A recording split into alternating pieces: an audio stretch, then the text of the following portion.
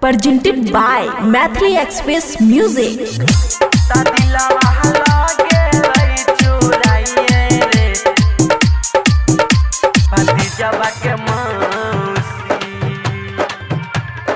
खुशी recording studio Baluaha. जहिया से नजर मिलल रहे छी जागल रे कि कहियो तोरा।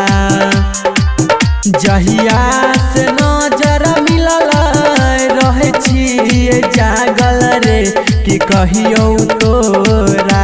त दिलवा लगे चुराइए रे भतीजवा के मौसी। त दिलवा लगे चुराइए रे भतीजवा के मौसी।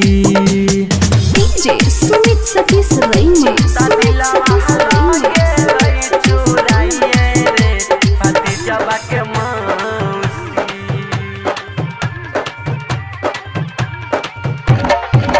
मनवा न लागई कहीं खोजे खाली ओकरे रे कि कहियो तोरा।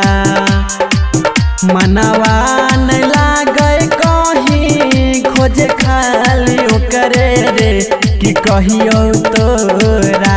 त दिलवा लगे चुराइए रे भतीजवा के मौसी। त दिलवा लगे चुराइए रे भतीजवा के मौसी। डीजे सुमित सतीश रईमा।